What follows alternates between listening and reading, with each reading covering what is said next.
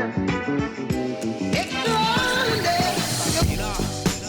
everyone, and welcome back to those of you who are returning, and welcome to those of you who are new. I'm thankful and grateful again to be here with you again with another video.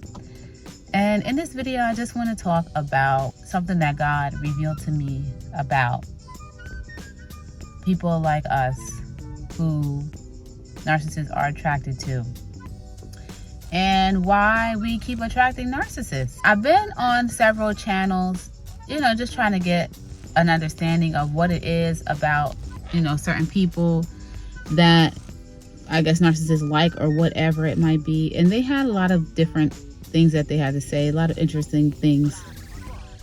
They talked about how people like us are very quick to forgive, and we have like a lot of good qualities about us. And people who are narcissists, they just take advantage of those qualities, which I think that a lot of that is true. But God needs to understand, narcissists are really attracted to people who have fears. Because when a person is afraid of something happening, they will do anything in their power to avoid that thing. When someone is afraid of being poor, they will do just about everything that they can to avoid being poor. When we have gone through like very painful situations, we seek to avoid pain. People who are codependent, whose happiness is dependent on someone else's happiness, they have a lot of fears. And it could be any kind of fear, and everybody's fear is different. Like, not everybody's going to have all the same kind of fears. But you could have a fear of maybe being alone, a fear of being without, a fear of not being safe, a fear of just any kind of lack, like not having the right amount of food, a fear of being disliked, a fear of not being popular, a fear of someone being angry or upset with you. So these are the things that narcissists look for. And it's almost like they can sense it when people are fearful. They watch your patterns, they watch your behaviors, they watch the way you respond, and then they figure out who you are, like what kind of person you are, how you work, how you behave. They're looking at your behaviors. And so they come in and they pretend like they care about you, and they're doing all of these different things to make you think that they're here to help you by giving you gifts and spending time with you. All the things that you fear, if you fear being alone, if someone's spending a lot of time with you, it's like, oh, this is great because I don't like being alone. I don't want to be lonely. I don't want to be by myself. But this person's willing to spend all this time with me. Or I'm afraid of being without. So here they come in and they're maybe giving you money, or they're giving you the things that you need. Maybe they even allowing you to stay in their home or whatever it might be. It's like, oh, they care about me. They're providing for me my needs. This is something that I never got as a child. Or if you're a person who, like me, when I was a kid, I didn't eat a lot. And because I didn't have an appetite, because there wasn't always food available. So someone who wants to take you out to dinner, restaurants, and feed you, it's like, oh, they care. I'm not going to be without food. There's so many deep-seated fears that people have because of the childhood that they've been through, And sometimes you don't even realize how different childhood traumas created the person that you are today. So I just wanted to talk about that. It is fear that attracts a narcissist, and it's fear that causes people like me and you to allow these narcissists to stay around, to keep them hanging around, because there's something that we are afraid of, whatever it might be. And I listed all the fears. But the thing about it is, if you really want to get rid of the narcissist and not attract them anymore, because guess what? They're always going to be around. I don't care where you go, what job you're at, what church you go to, what neighborhood you live in, what country club you are at, what gym you go to. You're always going to find a narcissist. What grocery store you're in, Wherever you are, these people are there. They are hiding in plain sight, but they're looking for a specific person.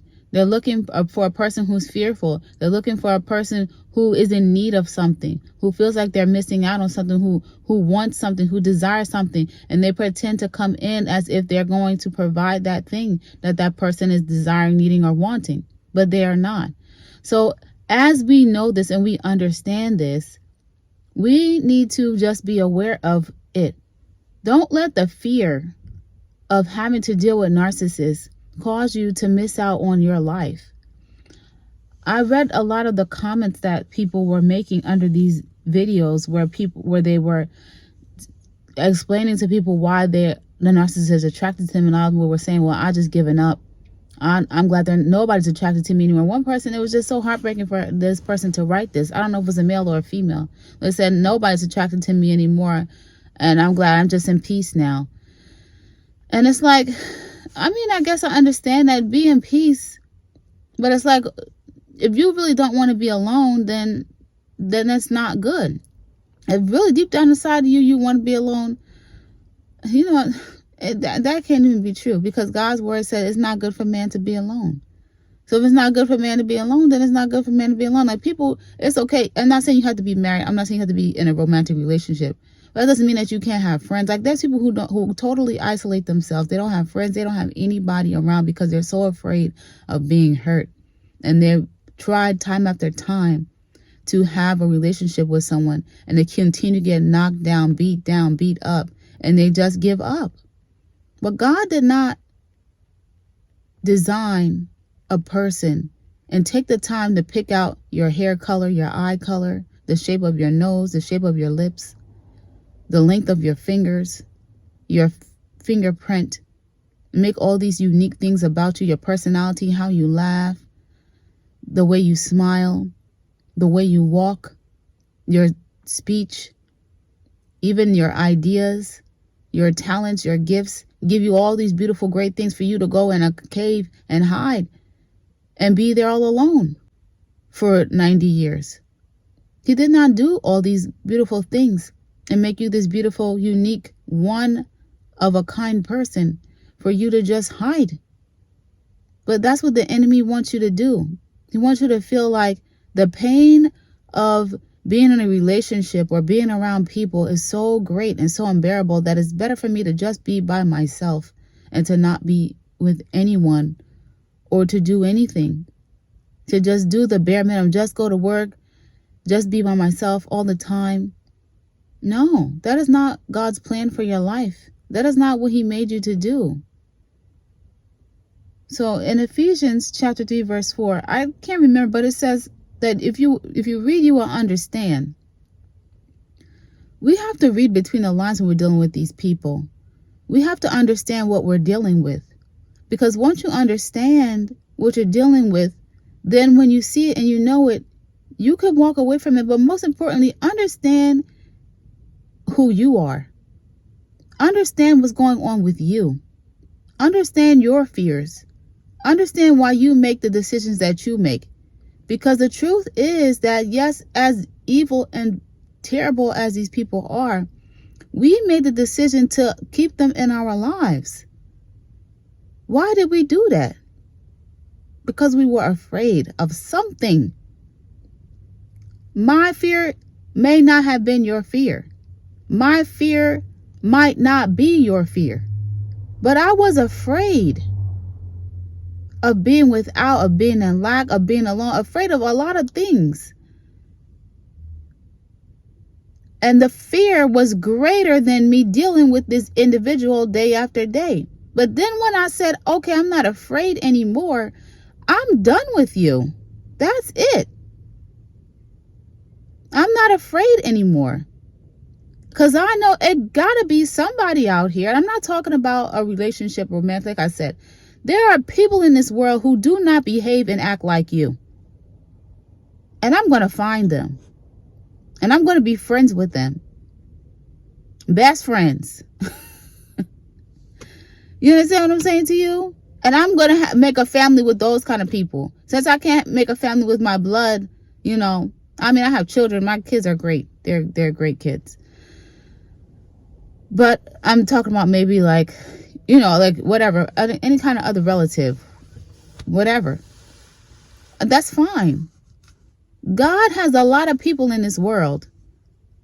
All of them ain't like you. I know, and I know that too, because I'm not like you. So it got to be more people like me out here somewhere. But I've been too afraid to go and find them. But not anymore. So I just don't want anybody to waste their gifts and their talents and miss out on opportunities that God has for you because of what people have done to you in the past. Like, just understand who you are. Understand your fears. I'm going to tell you something. I'm trying to put this in a way that makes sense, but the person that I'm now married to made a comment about how he's going to be retiring soon. This was a while back, not anytime recent, because he already knows, like, I'm done for real. Like, I'm done. But he made a comment like saying, in a few years, I'm going to be retiring soon and this and that. Because I was trying to let him, like, tell him, like, I'm like, basically, I'm done with this relationship. I'm done with this marriage. I'm finished with it. And so then that was his response. Well, okay, well, in a few years, I'm going to be retiring and this and that. So when he threw that out there, that's all he said. A few years, I'm going to be retiring. Now, when people think of retirement, what do you think of? Okay, you get a chance to relax. You get, I guess, some kind of pension or whatever. You're able to go on vacation, spend time with your spouse and this kind of stuff. Honey, maybe like 10 years ago, I would have thought that. But when he said that, I'm like, why did you say that? Because now you're telling me I'm going to really have to spend more time with you? That's more reason for me to get up out of this. And I'm not saying it in a mean way. I'm just saying, like, this, I'm thinking differently now. I'm not thinking, oh, I'm going to miss out on maybe now he'll go and travel with me, or maybe now he'll spend more time with me. I'm not thinking like that. I don't want to spend no time with you because I already know how you act. I know how you move.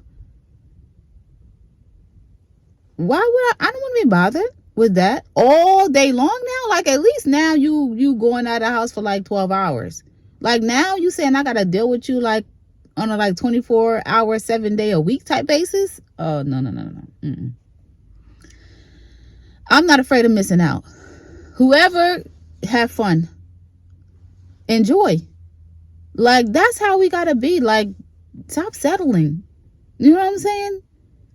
And that, it don't have to be a person. It could be a job. Like, people stay at jobs because they afraid they might not find a better job, or they afraid that, okay, when I leave, maybe the next month they would have given me a raise, or I could have been promoted.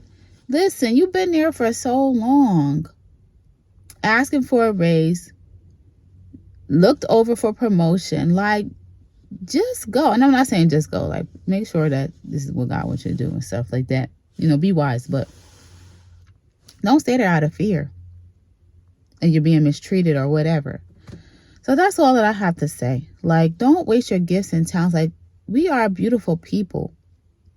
God created each and every person, even the people who are narcissists. They're wasting their time. They're wasting their gifts. They're wasting their talents, hurting people when they could be doing great things for the kingdom of God.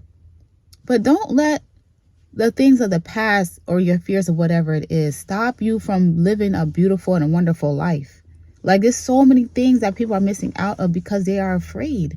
Like, figure out, what are you afraid of? Like, at the bottom of everything, like, yes, we're good people. Yes, we're forgiving. But a lot of times people forgive and overlook because they're afraid of losing out on someone. So it's not like you really forgive, like forgave for real, for real. It's like you don't want that person to leave, or you don't want to have to assert your right to say, I don't want to be with you anymore. You don't want to have to cut off that relationship and start new again. So it's like, I'll just keep forgiving you. I'll just keep taking you back. I'll just keep taking you back. It's not even so much that you're so easy to forgive. It's like, I'm more afraid of being by myself.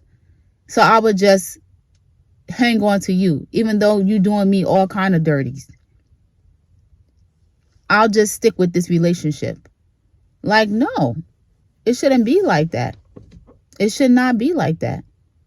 So just assess yourself. That's all I have to say. We all have to do a self-assessment. Like, am I really that forgiving? Like, are you really forgiving like that? Because to forgive is to forget. People say you can forgive and not forget. That it don't work like that. Jesus said that he's going to he said he's going to remove all of our transgressions from us as far as the east is from the west. He said, and I will remember your sins no more. So to forgive means to forget. How can he remember it and still say, I forgive you, though? No, like, I don't even remember it no more. What did you do? I don't remember, because I forgive you. So are you really a forgiving person? Or are you just like, I know it's a lot of things I'm saying in here. Are you really a forgiving person? Or are you just like just sticking it out, or just saying, pushing it to the side because you like really just don't want to be without a date on Valentine's Day next year? Like, what's the real reason why? For real. Not that you so kind and so sweet. Like, I'm just saying, y'all. I'm just saying. I know we good people, we codependents, we care about others. Like, we really do. But for real, like, what's the real reason? So you got to know yourself. Know who you are. For real. And face yourself. That's all I have to say. I hope that what I said helped you. And I'm going to look through this video and see, am I really going to upload this or what? Because I think it's a good message. But I think I have a few ideas in here. I don't know if I want them all in the same video. Like, stuff just be coming to me. But I just thank God for his goodness, his mercy, and his grace. And I pray that this video has been of some help and assistance to you. And I'm just asking you, if you could, please, if you have not, please subscribe. Please like and please share with somebody who might need to hear this video. All right, God bless you. Take care. Love you guys. Bye.